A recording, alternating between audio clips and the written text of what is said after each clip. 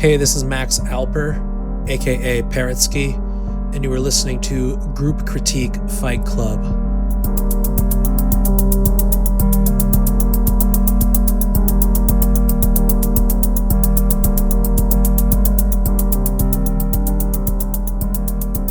We getting right back to it. We are getting right back to it once again on the Discord. You know, I'm actually not going to get right back to it. We're going to read the bars that I posted. We're going to read them bars. We're going to read all of the nice things that will be inspiring to you, hopefully. I'll pull it up. I'll pull it up on the fucking screen. Hold on. I'll pull it up on the B Sky. Actually, no, it's on the Patreon. I'll just read it. Everyone should hear the words that I'm going to say as just a reminder. All right? Just to get us started on why this shit's important. If you ever get down on yourself for not getting streams or sales on Bandcamps, I understand.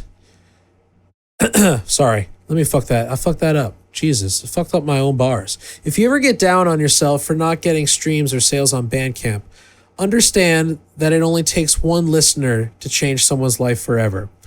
I keep going through obscure MP3s I collected in 2006 from random blogs and forums and trying to look for where these artists are now and they have no digital footprint whatsoever.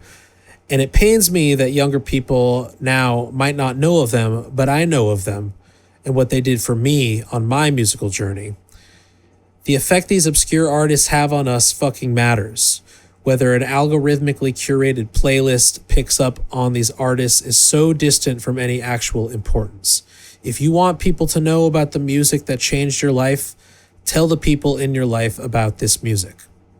Sure, I'd love to be able to pay all of my bills off of millions of streams a month, but I'm not a content creator. I'm a music teacher. Well, technically, I'm a content creator. I'm streaming to you right now, but I'm a fucking music teacher. We've drank the Kool-Aid telling us that metrics matter for the sake of longevity, and honestly, I'm not seeing it. We need to be okay with small scenes again. Your gut instinct to playing to a room of less than 10 people shouldn't be, man, I thought I was going to sell this place out. It should be, the people in this room are my new friends, and I look forward to getting to know them. But it requires you to take the first step to talk to them afterwards. There is a person in a high-rise office making 6 figures with a job that affects no one in any significant way compared to that one song that makes you weep on command for completely illogical reasons. And these people know that they will never be able to create something of this type of meaning. If you can make the time every so often towards creating work of this impact for even just one person, regardless of your medium, you are doing more with your life than that person in the high rise. You are taking the risk of being publicly vulnerable, and you're incredibly brave to do so. Keep being brave, keep talking to people, keep making new friends. Just had those words earlier today that I think a lot of musicians need to hear. And I hope it was of some value hearing it yourself. Which makes all this shit so much more important. And again, kudos to all of you for being a part of this, for submitting your work and seeking third parties to discuss it with in an, unironically safe space. This is what it's all about, man. About being each other's third party, holding each other to account, showing that there are many ways to skin a cat, as they say. Horrible analogy. Or is it shave a cat? I don't know. There are many ways to do things, and we should be able to provide each other with those suggestions in a constructive and respectful manner. And that's what we're doing here. I appreciate y'all being a part of this and having been a part of this, those that have been here on the Patreon side of things for however many years now. That's what the shit's all about. So I appreciate y'all being here, and I just wanted to start out with that, with some words and some appreciation for you. So now let's get to some of the interesting stuff. Let's get to some music. Shall we? We got a track without an artist name, unless they want to say it in the chat with us live here. I believe this is who's up first. Here's another track. Couldn't figure out how to develop the first half, so it just ends up getting swallowed by noise, which I do far too frequently, and I'm trying to move away from. This is Alien Cut by artist unknown.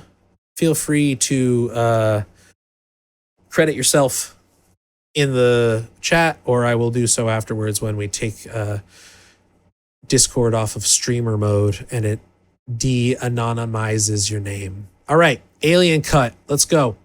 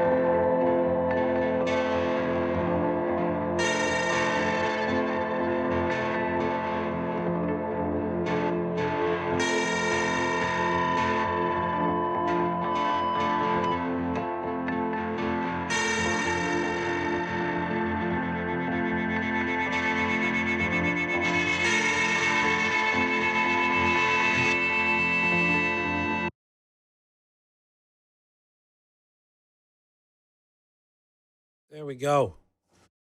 Here we go. Let's get it going. Let's get it going there. Give them some daps, whoever they are. Whatever the project is called, we'll name it later. I'm not taking it off of the streamer mode in Discord right now. I thought this was quite lovely. I thought that it did feel like a developed first half. It actually felt like a pretty cohesive arc from... It's a simple arc, but cohesive in that we're building up in a very effective theme in the first half, and we're building it up to something tonal and loud, maybe even the first 2/3 of it.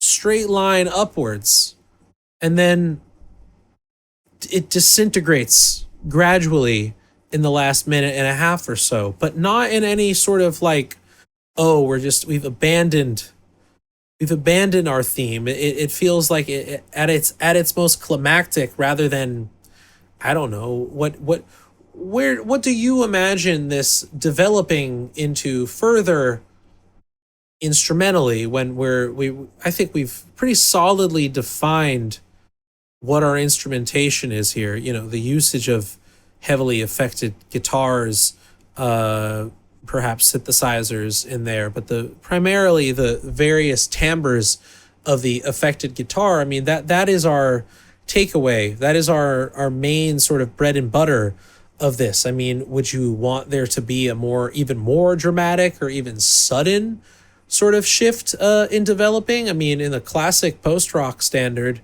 having something build up gradually and then suddenly cut to something very quiet and then boom, exploding into a true finale, a true epic finale, is another tried and true trope. You heard it here first, of the post-rock and instrumental guitar contemporary sort of world here. But the question is just like, when you say develop, do you mean developing compositionally, or do you mean more in arrangement? Because there's plenty of things we could do to build an arrangement into other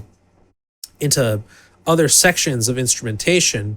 Breath play mentioning, a bass part or some other low end would be a good shift. Sure, I mean, yes, there certainly, being that it is very clearly guitar music, it tends to gravitate, or at least hover around the mid range and the highs, the twang and the real meat of the instrument in the mids and mid lows. But yeah, there could definitely be a dramatic shift in frequency if you were to expand beyond this instrumentation. But the thing is that I don't know, and this goes for everybody, is to think about when they're posting here too, and talking in the chat live, if you're here with us, of just intention behind the work, trying to look backwards, like, what is the vision that we have at the end of the tunnel here? What is the vision for this piece at its most idealized?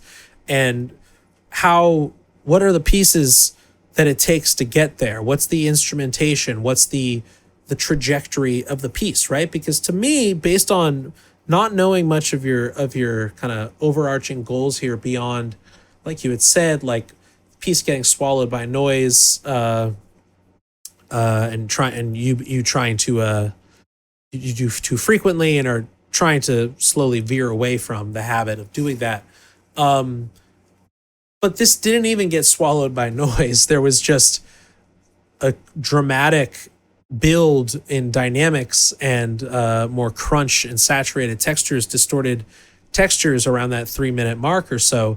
And then but it didn't like rush to get there. It felt like a very gradual shift. And then the disintegration at that peak also very gradual. So to me, it's patient, which I enjoy. For a 5-minute piece, it actually manages to, maintain a sort of slow and steady sort of rate of development here. But again, like, the question is not where it's at now, but where do you want it to be? And if there were to be other things you could include to get there. I mean, yes, still going off what Breathplay said, like, a low end would be the final piece of the puzzle if you wanted to at least like cover all your bases of like basic frequency bands, basic frequency categories. We don't really have that bass or sub bass or bass. It's not really there right now. And obviously, like without having to get louder, just the inclusion of a low end at a certain point. Is this you in the chat? Sad and moving. Noise plays a role of overwhelming, of emotional overwhelm, or is that a listener?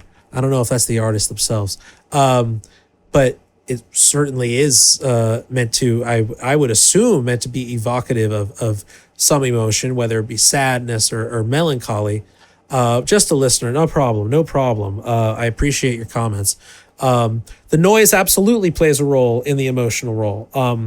This is the secret third thing, y'all, at least in terms of like instrumental timbral development beyond harmony and melody. I guess it's not the third thing because rhythm is in there too, and timbre, sure. But if we're talking like real zoomed out categories here, like noises, non-tonal pieces of the puzzle, sound design, the utilization of even Foley arts, sound effects. How do we process the sound of paper into a evocative spinning stereo image of wind that is meant to just sort of build in dynamic development beyond the tonal? Noise and distortion is a great way to add to that. You're right on the money there. You're covering those bases for sure. I just, again, like just on the low end comment, if you wanted to have something that felt full in that way and not be a strictly guitar sort of sound, that would absolutely be something to include, low end of some sort. But you know, it's really it's about following your intention here. If your intentions are that you don't want it to get swallowed up by noise, then I would veer away from stacking in distortion if that's what because that's what we're hearing here at a certain point. I wouldn't say swallowing it, but certainly involved. Hold back on the getting louder and add more in an arrangement, including different registers, such as low end. Fill out the sound more, and it can still disintegrate tonally.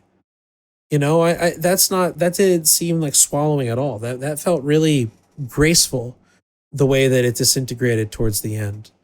That was one of the positives, if you ask me. So yeah, I would just think about what it is that end vision for the piece. We should all have that to some degree. We should all have a sketch on the napkin if we're writing something. This is a story. This is giving a research paper. We need a intro, body, and conclusion outline before we're able to write the essay, or at least be mindful of that. Intentional decision making, being decisive and making informed decision based on some parameters that you set for yourselves ahead of time. You're not just winging it, not that I'm saying you're winging it here, but it's true. Create a roadmap for yourself, dog, and then fill us in on what that roadmap is when you come to the chat so we can give even more specific feedback on that. Fucking A. Thank you for sharing. We're going to keep it going. More tracks, more tracks, more tracks. First time on Discord. Big fan of you, Parrotsky. Thank you very much. Definitely influenced getting slower and more experimental with my new project. See if I can upload a demo. Oh, here we go. Looking for feedback on the composition of this. Feel like it's a bit basic in terms of guitar shapes. Feels a bit too major, minor, cheesy. Also something to fill the mid-range, more trombone, more airy vocals. All good questions. Major, minor, cheesy. I wonder what that means. Tom Pitts, Boss Man's Holiday. Great title. Let's go.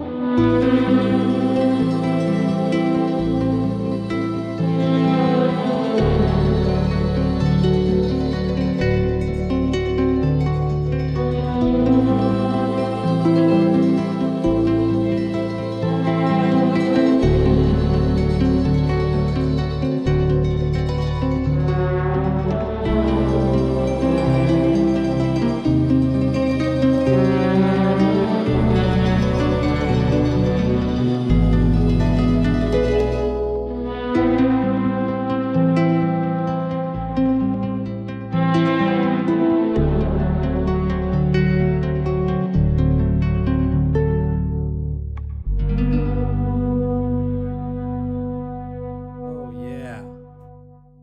Oh, yeah. Tom Pitts. Giving it up. Give it up, y'all.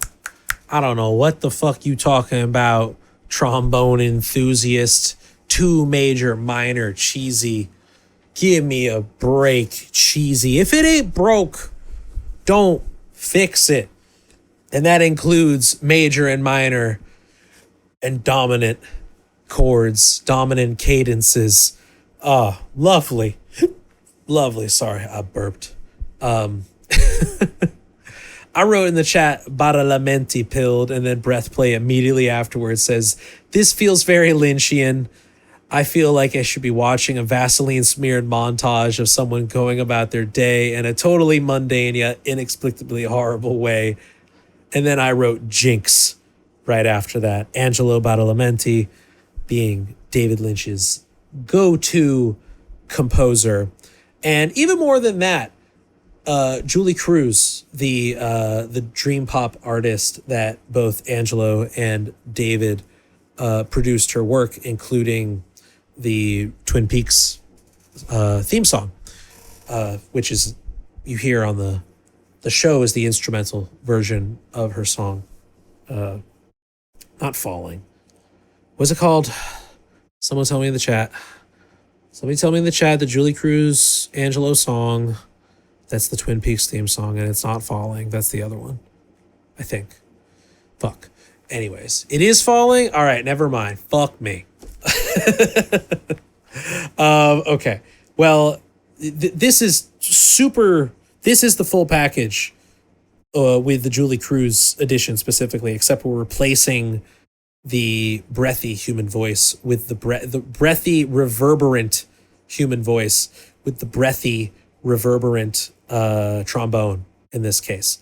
Absolutely gorgeous here. And in fact, I want an entire speculative film soundtrack in this world. I want there to be not just the Vaseline smeared montage. I want there to be I want there to be an arc to this, a collection of compositions that build this lore, so to speak, because you really are grounding us in it's not cliche to say Lynchian. Like, this is, like, in the most literal sense, this is Lynchian. It is surrealist while also maintaining a just like true affinity for Americana and like 1960s, 1950s sort of doo-wop Motown into early rock and roll and sort of girl group, as they call it, like the Ronettes. This era, this American mid 20th century nostalgia in your choice of chord progressions and your decision making as far as melodic choices go. This is absolutely love me. Love me. This is absolutely love me. Lovely. Fuck me. Lovely.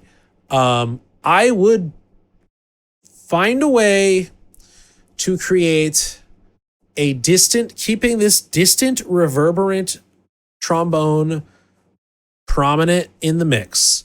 I would love for there to be some contrast between close and far. This is at the end of the tunnel, walking down the street under an overpass on the sidewalk. I want there to also be a closer or slightly walking towards you, because there are certain points where you really allowed for some gnarly skronking, some more throaty and heavy in the embouchure tone and timbral shifts in your performance here on the trombone. And I would like for us to hear that more in a more intimate, less reverberant setting. And this is really just thinking about maybe a verse versus chorus distinction, maybe a doubling effect of the trombone where we have both the auxiliary reverberant send as well as a dry, more present and up close, because this is your lead instrument, and even though you're not singing literal lyrics, it's a very lyrical lead instrument.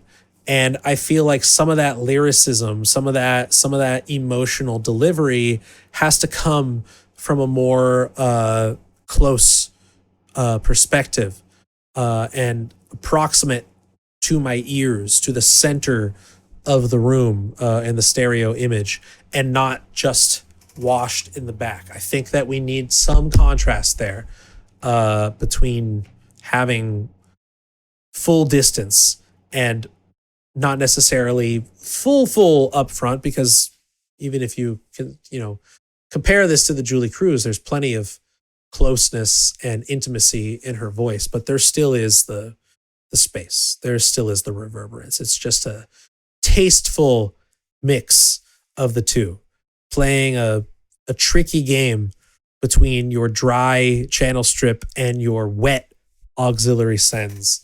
That's what I suggest, just from a mix perspective. And it doesn't need to be another recording.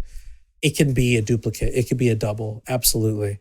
Other ideas seeing here, adding organ to give it the full Angelo Badalamenti effect. And not just any organ, a DX7 organ, a 80s digital organ. I want, if we're to include other aspects of this, I would lay into the surreal schlock that might come about with some of these more digitized sounds. I think that is just setting the mood even further and, solidifying the Lynchian aspect of this. The DX7 is a beautiful revolutionary tool. It changed the trajectory of music technology in everything from electroacoustic weird shit all the way through the entirety of the pop vocabulary of instrumentation in the 80s and 90s. And Angelo Badalamenti, no exception. No exception to the usage of, even for creating more traditional sounds, such as an organ, which I'm sure there are plenty of other options he could have used. You will hear often the use cases of the DX7. A revolutionary machine. If you were to do something, if you were to want to add more keys, more synthesis involved, I would consider not going for fancy, big Hammond sound, but something a little more intentionally in the box sounding. Them's my thoughts. Eevee writes, it's so appropriate that it's past 1 a.m. here. Yeah. Stay awake, Eevee. Stay awake. The surrealism factor of this is beautiful, but you know. John Chowning. Yes, John Chowning, the brain of the DX7. Just talking about him. Everyone go listen to John Chowning's work, Stria, if you want to hear what the prototypes of the DX7 were initially used for when he was a, more full-time tenured electronic music academic. He even though you could use these algorithms to make the Taco Bell gong bong sound, he made these glacial walls of glassy metallic digital frequency modulation occurring. He's the guy that invented digital frequency modulation, digital FM synthesis. And then he held on to the patent while full-time. I don't know if it's UC Berkeley or Stanford, one of the two. And then after 10 years, he was able to go private with the patent, and he went over to Yamaha, probably the most successful, profitable patent sales in academic electronic music history. Just a little fun history trivia for it. Yeah, he encountered it. Yes, well, he discovered the ratios. He discovered the equation that would ultimately lead towards the various algorithms of frequency modulation synthesis that would become the presets on the DX7. But anyways, check it out. Fuck around with some organ. Fuck around with even more surreal 80s inspired 80s takes on 1950s doo-wop world that you've created here. Very much enjoying this surrealism, this Lynchian surrealism from you. Okay, it was Stanford. There you go. Yes. Love me some Chowning. Classic case of just like, I got tenure. I'm going to be researching all this shit. Compare that to Miller Puckett, the guy who invented Max MSP. And then when Max MSP decided to become a for-profit company, he said, fuck it. I'm making pure data and going to maintain my copyleft principles and maintain an open source free software, which I respect him for. But easy to give your work away like that when you got tenure at more than one university. I believe he's at UC Berkeley, no? Miller Puck at UC Berkeley and MIT. I'm not exactly sure, but I met him in grad school. He was a cool-ass guy. Anyways, thank you very much. Tom Pitts, Bossman's Holiday. Lovely, lovely work. Thank you. All right. Keeping it going. Cirtamoa. They write, I've been meandering on this track a while and think there's a sort of two songs going on here. Trying to figure out if it's possible to synthesize it so it makes more cohesive sense. Arrangement is still very much a work in progress. The second half needs a lot more time to breathe. It's still in progress, so I quickly drafted up an outro rather than having it just end. Interesting. That's tough. That's a tough choice to make.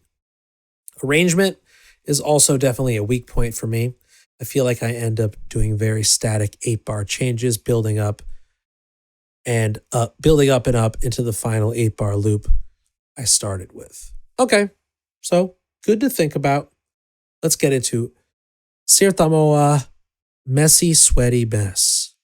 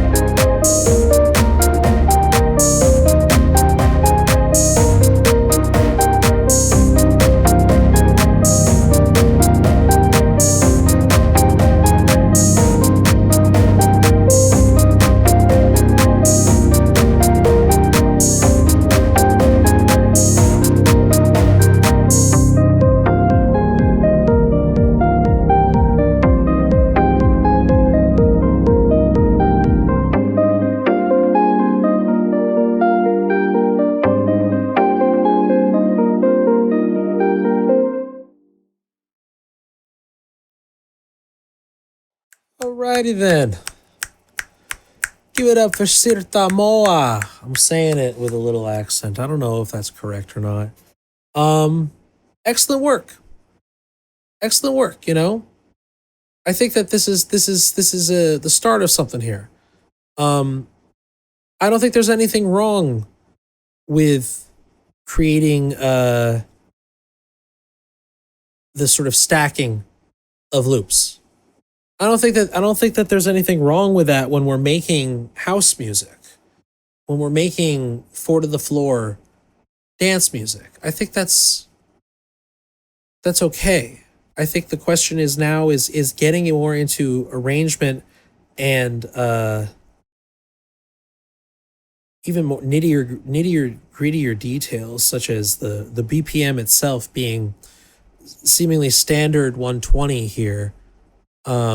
Maybe a little bit faster, and I know club people Neanderthal. Yes, we're going to get into this. The club people tend to assign subgenre categories based oftentimes on BPM ranges and things like that. But I'm imagining more of a 140,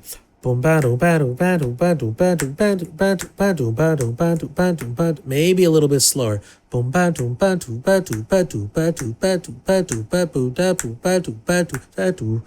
I don't know.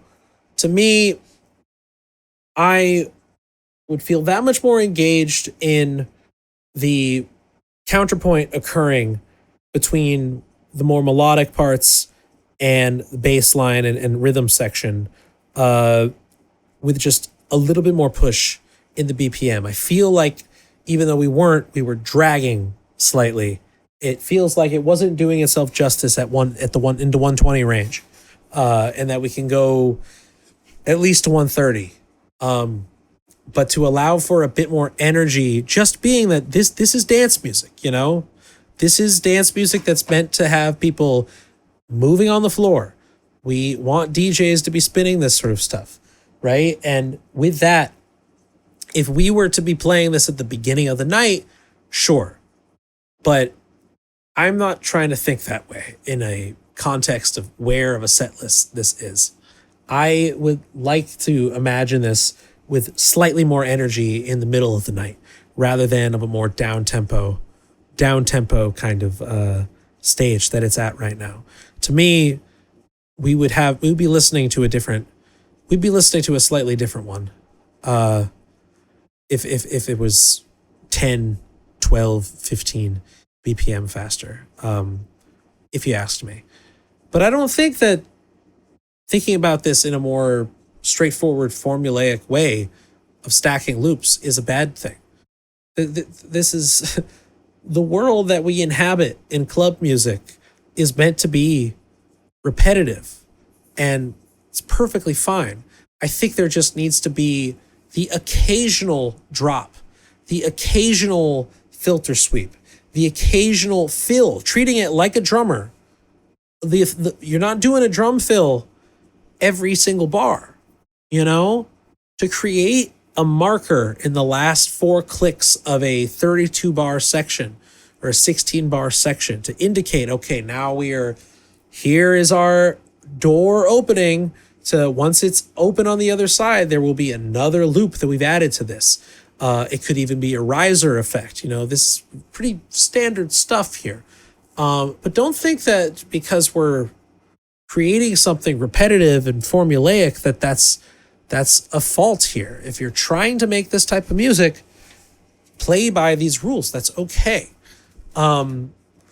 If you're imagining more time to breathe, you're saying that here for the second half into outro, you know? I mean, like, there are plenty of things you could do when removing the kick drum and creating more auxiliary percussive ways of maintaining pulse and maintaining meter without necessarily just being like, bah, the entire time. This could be a taking out the kick for an entire 32 bar section and dealing with just more interesting hi-hat patterns, adding delay, adding rhythmic delay, specifically to things like the hi-hat that suddenly, you know, we're entering a dub techno region.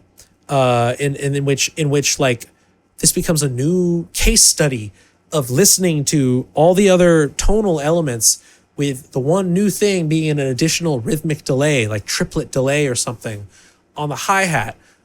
Something as simple as that. And then bringing in the kick, then concluding in a big place with everything returning at the very end, for a refrain. This is simple. These are simple decisions that aren't reinventing the wheel in any way. But if it's simple, intentional, it can be effective. And when we're making this type of music, it's just about it doesn't need to be overthought in order for it to be great, because I think this greatness comes from its effectiveness, especially on the dance floor. Like we could get as analytical with this as we want in a vacuum on a YouTube live stream group critique seminar, a group critique clinic, or whatever we want to call this. But ultimately, we have to think about where this is going to go. The ideal place for this to go is to be spun. And in that case, rather than like a DJ bringing up the BPM, I mean, they're absolutely welcome to. I'm just trying to think about this in the context in which like its final resting place should be on a dance floor, engaging people, and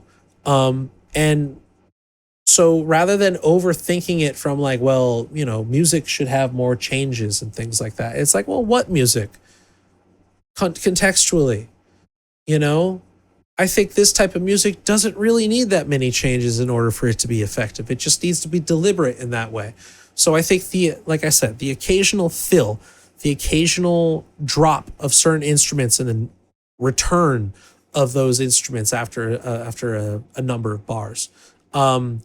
Small things just to remind people it's like our hands are on this. We're not just autopiling it and stacking the loops, but very occasionally we're going to make a few different arrangement changes that are just going to remind you that's like, hey, I'm here, I'm engineering this, I'm manning the ship, right? The same way a DJ would do through the utilization of a filter sweep or a bass drop, The more changes you put in it, the harder it is to spin in some ways. Yeah, it's true.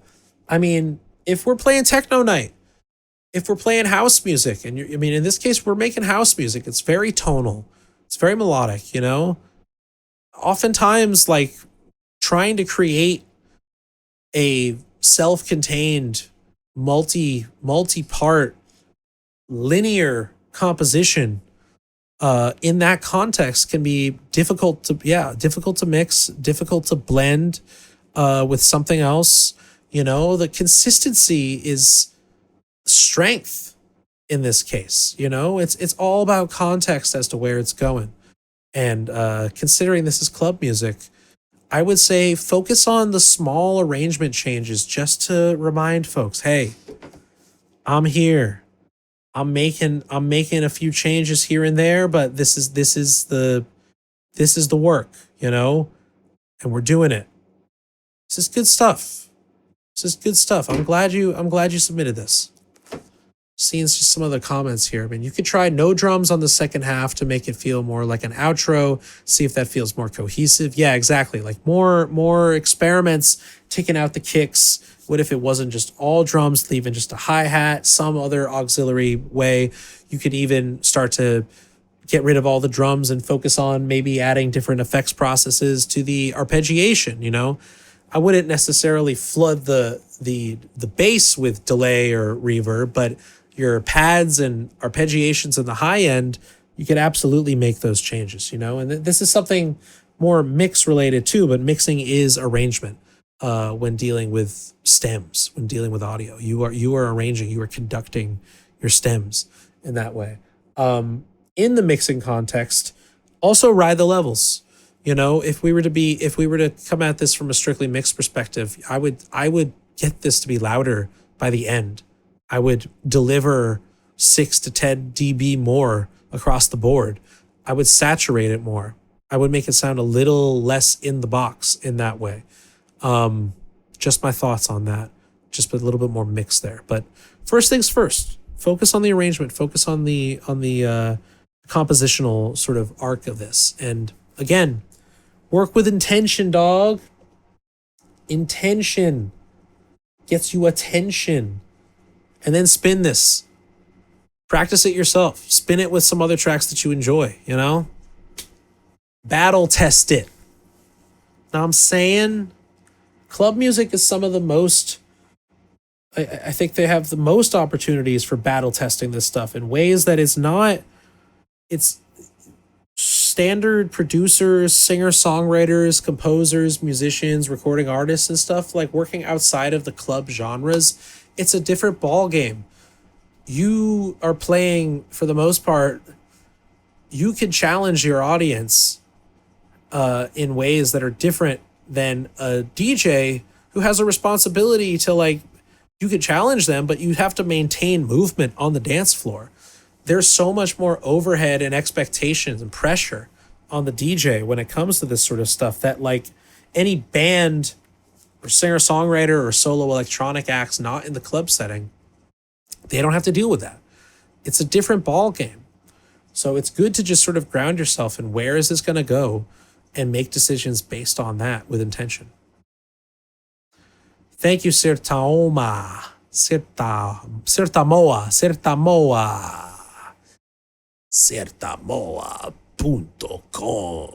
Messy Sweaty Mess. Thank you very much. We moving. We scrolling. We moving. We grooving. Oh, we got another one. We got another anonymous one. I already know who this is. The mix is rough on this one since it was recorded through an ex-DJ. Not very much I could control other than levels, but was also supposed to be intentionally gritty. So this is a live jam? Vocals and DJ? One take? It's the kind of music I really want to make, but sometimes it's hard to get here emotionally. Also, dynamics can be hard to articulate when the mix is so blown out. We're preparing ourselves. Just looking for a vibe check. The mix is not salvageable. I love that. It's a lost cause. The mix is a lost cause. All right. Let's get it. This is a quick one.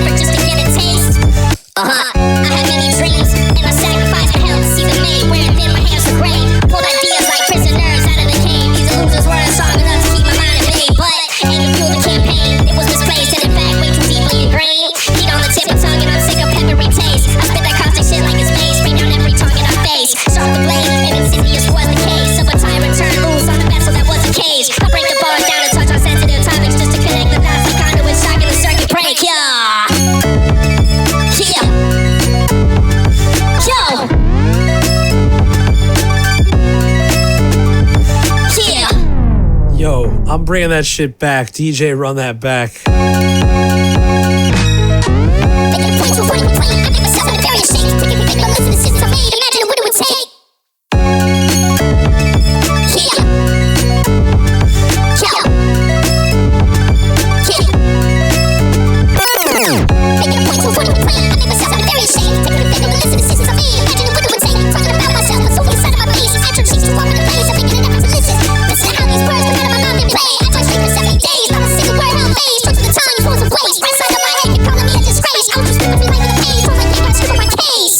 Yeah.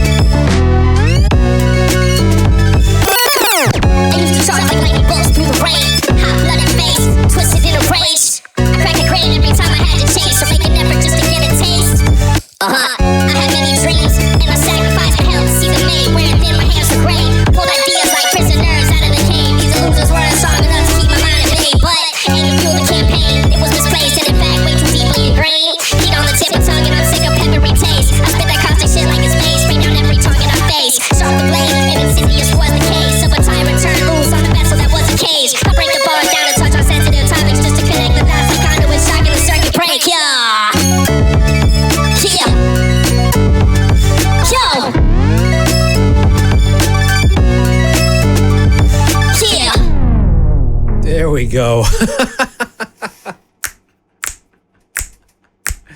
Yo, every single time from our anonymous poster here, we got something smacking us across the face. The mix not being salvageable here is a merit. That's that boy nice. Exactly. Oh, we got him in the chat here. That was actually just a 4-bar synth cut that you looped.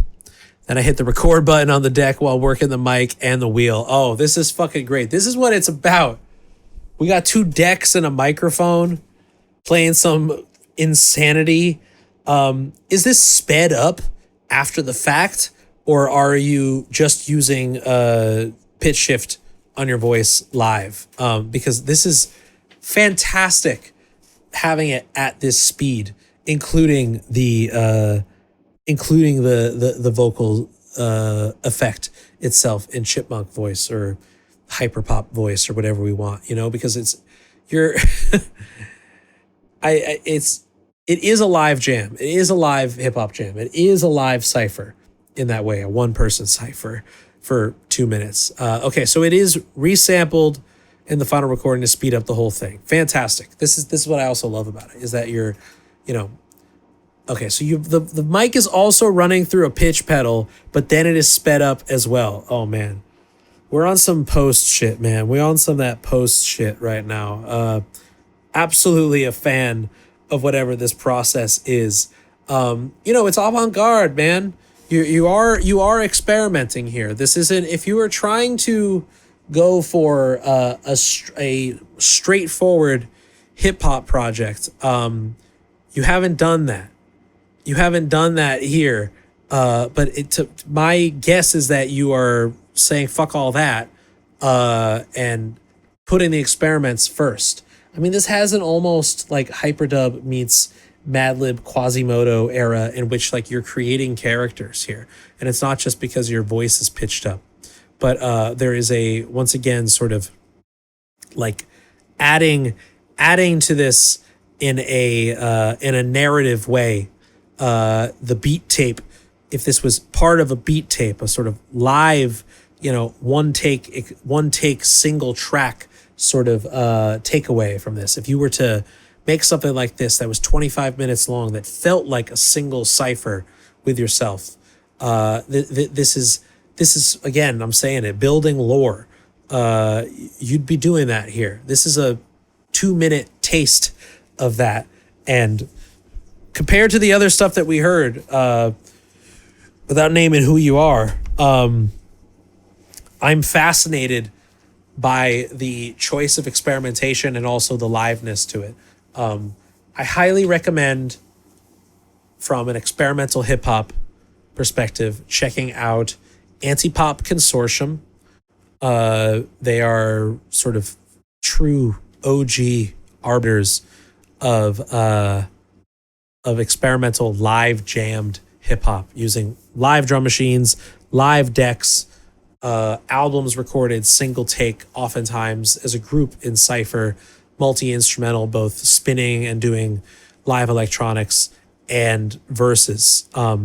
Really wonderful. It's more like a hip hop ensemble, like a live ensemble, Antipop Consortium. Reminding me quite a bit of that in a more 21st century, younger approach. They are old heads, but respectable old heads. And the other is just the label. My good friend Gang, PTP is his label, Purple Tape Pedigree. Some of the most interesting and forward-thinking hip-hop and experimental production happening these days, and they've been going well over a decade. Some of my favorites. I really am a fan of their work that Gang puts out, and I would highly recommend building up towards something that you could put out that could appeal to that, tap into that niche, because it's a strong one. It's not your typical straightforward hip hop, but why be conservative? It's 2025.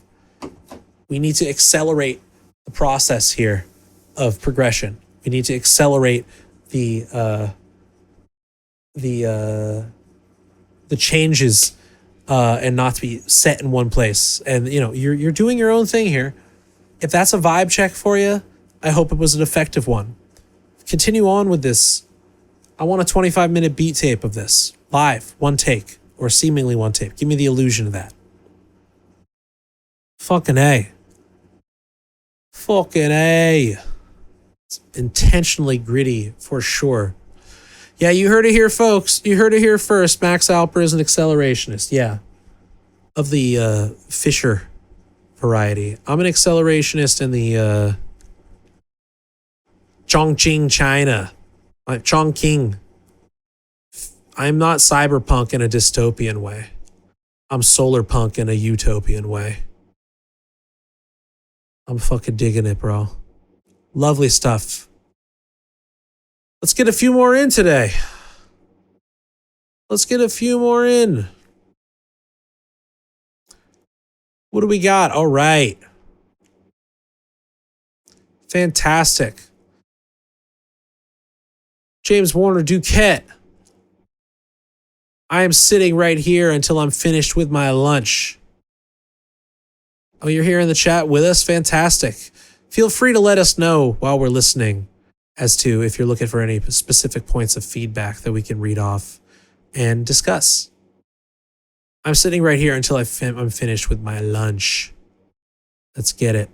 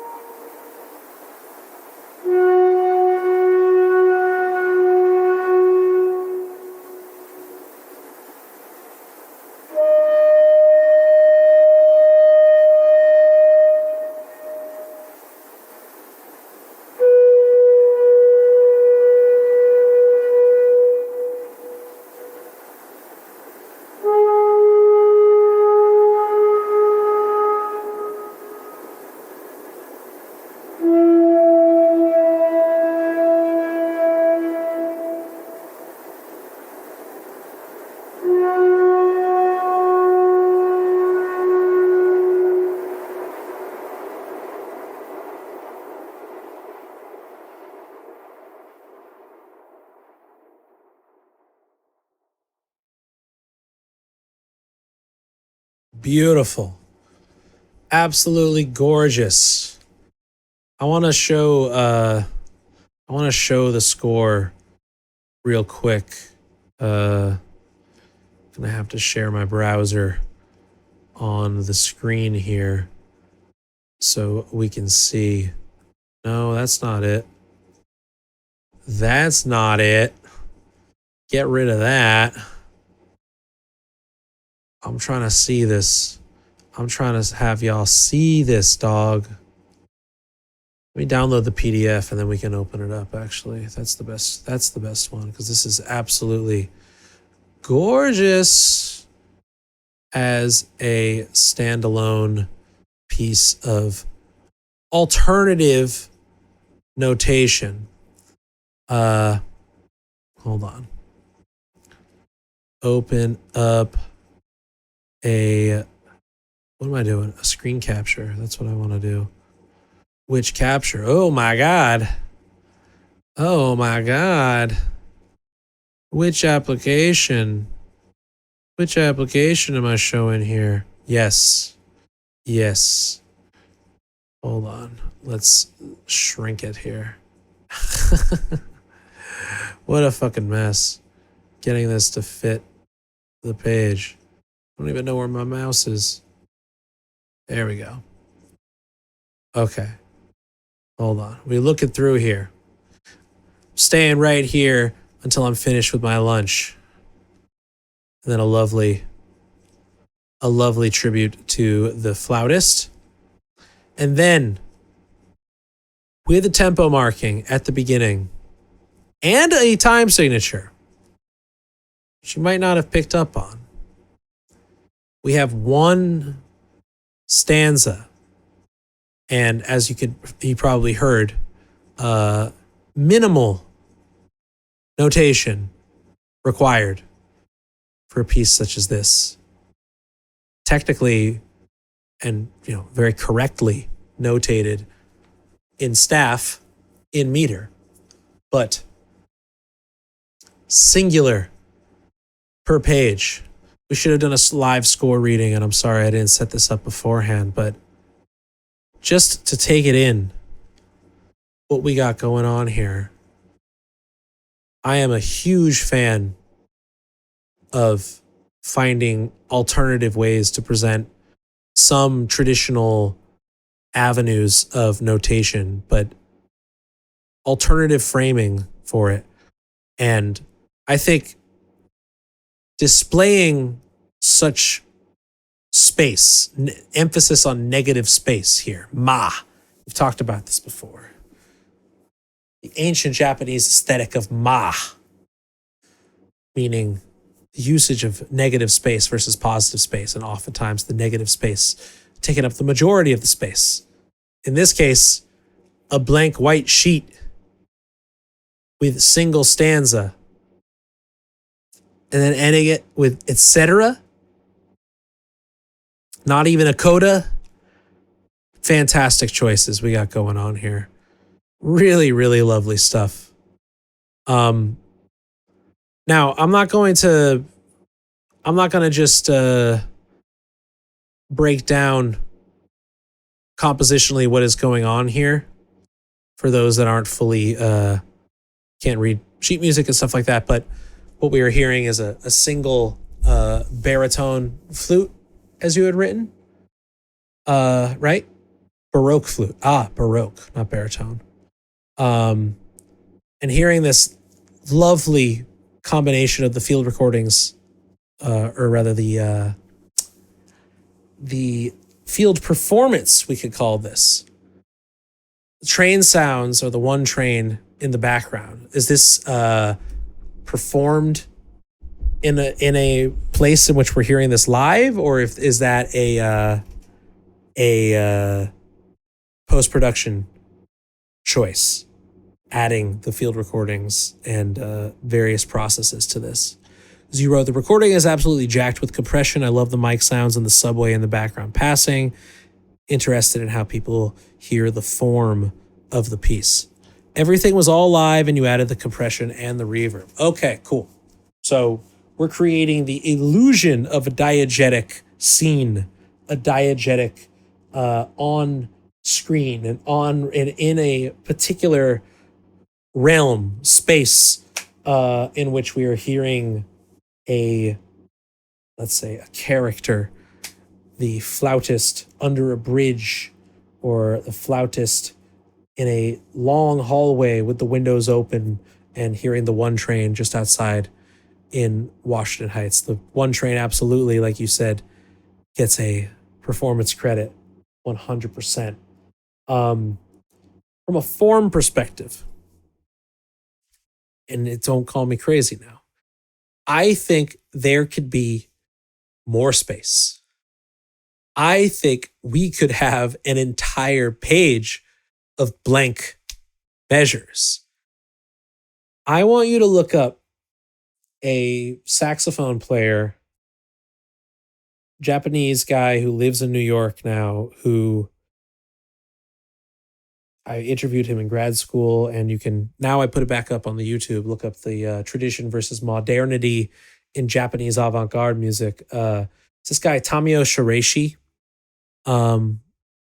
older gentleman who has sort of created this particular zone of shrieking multiphonic steps on the alto sax. And if you go on his YouTube channel, it's a archive of all the times in which he plays on a subway platform at like 2 or 3 in the morning. And playing directly into the literal reverb tunnel of the Spring Street, Soho Spring Street C train platform, which is where he often does recordings late at night.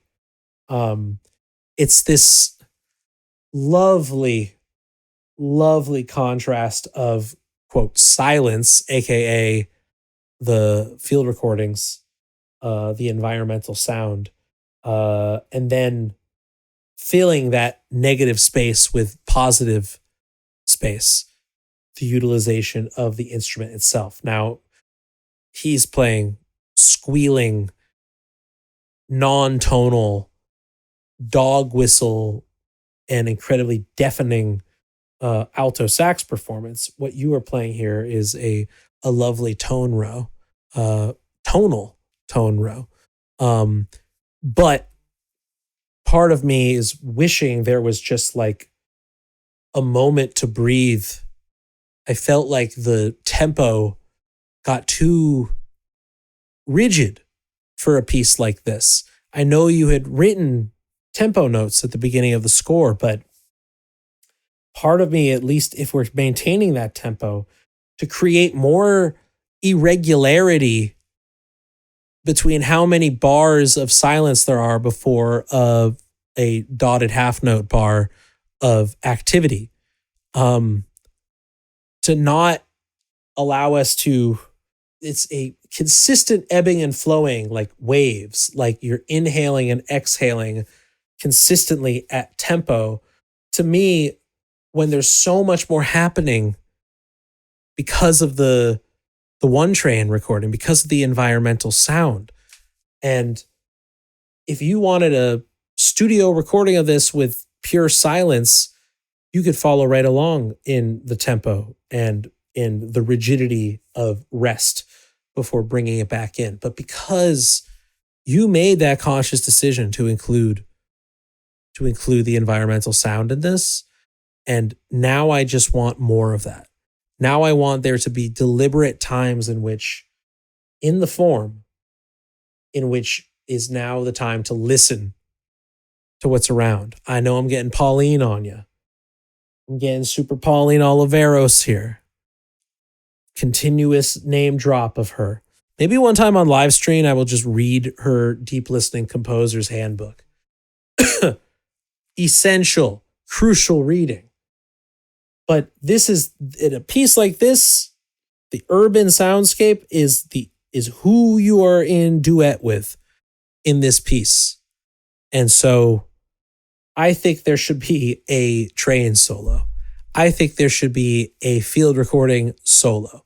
I think there should be irregularity in lengthening the moments of rest before there is a moment of activity, to create more negative space, to contrast consistent positive space that we are consistently hearing here with the dotted half note.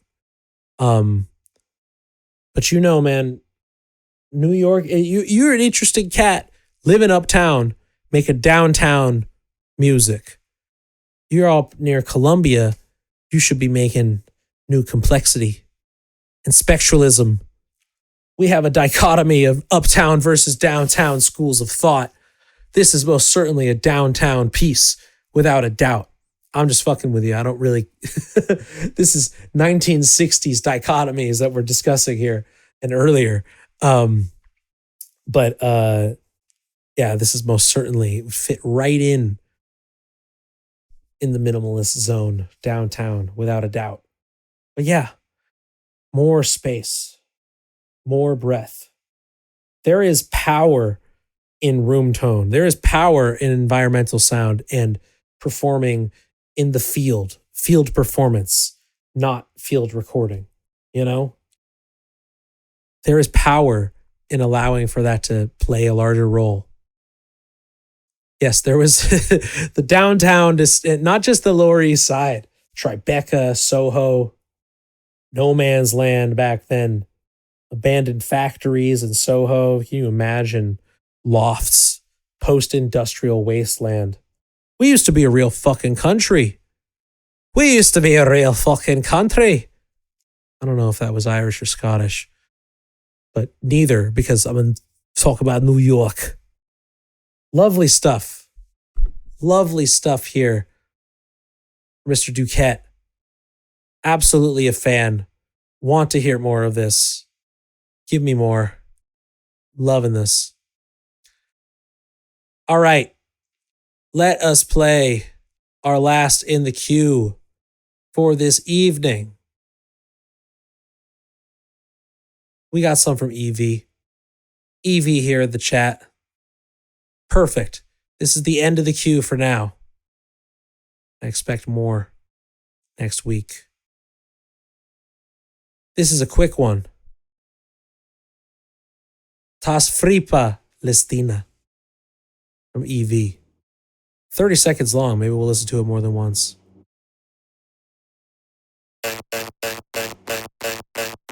tasfreepa, lestina tasfreepa, tasfreepa, lestina tasfreepa, tasfreepa,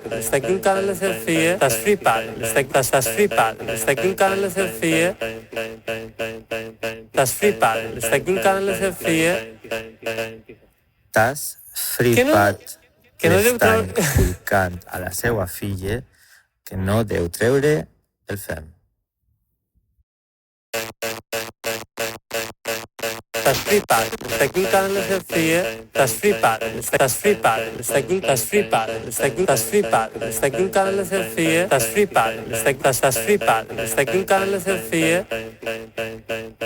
tasfreepa, lestina tasfreepa, T'has fripat l'estan publicant a la seva filla que no deu treure el fem. This is a throwback. True musique concrète. True tape music. Talk about downtown. This is downtown Paris and downtown New York. Lovely.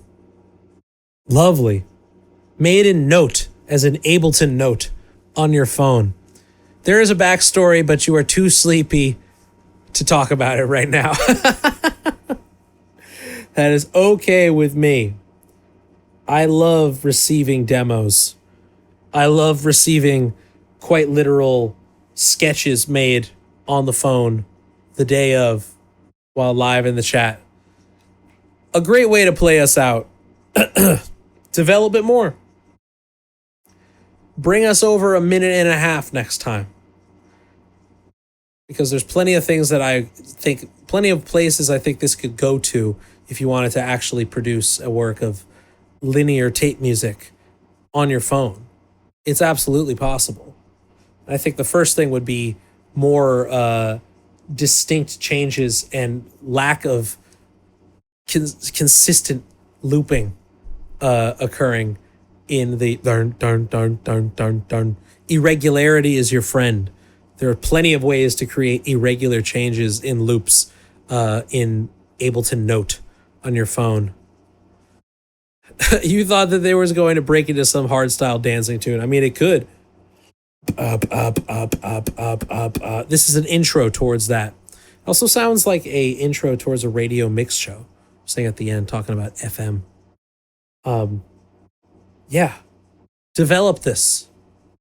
Give us more, eh? Give us more stuff. All right, well. It must. Started making a drum machine out of my teeth. Fantastic. Yo, put that shit in there. Give me that next time. Continue more when you are not sleepy.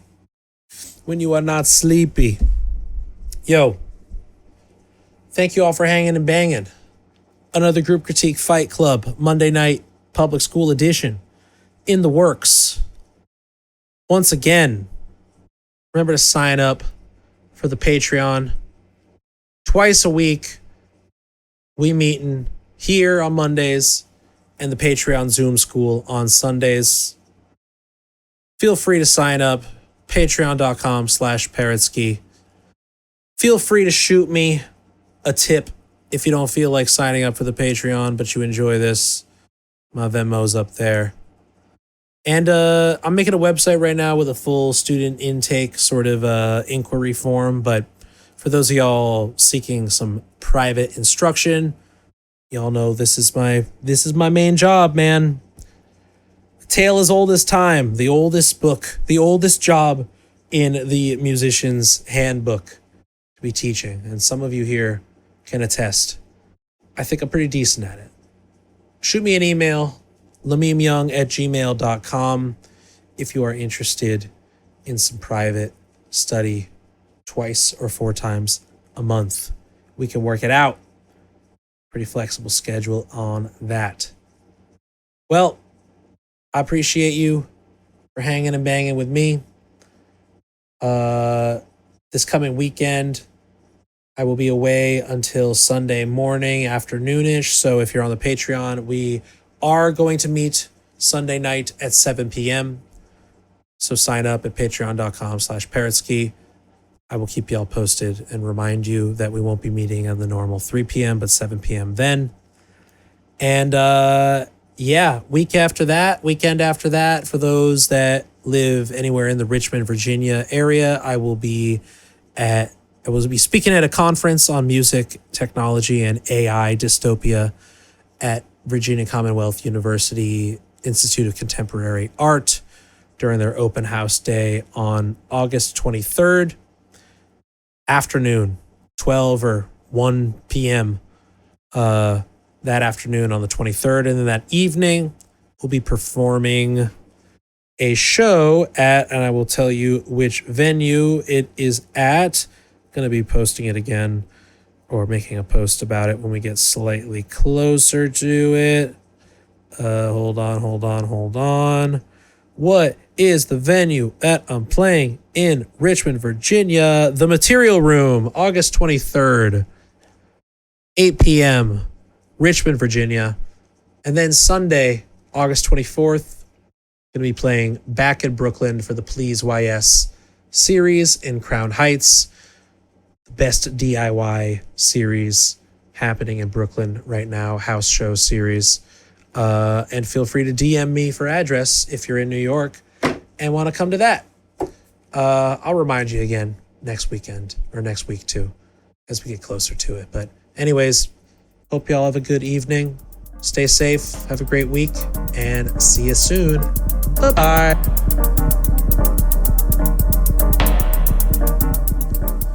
Thank you for listening to another edition of Group Critique Fight Club with me, Max Alper, aka Parrotski.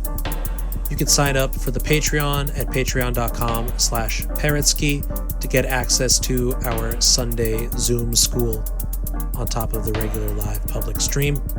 Public stream takes place every Monday at 7 p.m. Eastern. All are welcome. and you are listening to the track Atop Alp Dog Mountain, Ja plays Pokemon Go by me.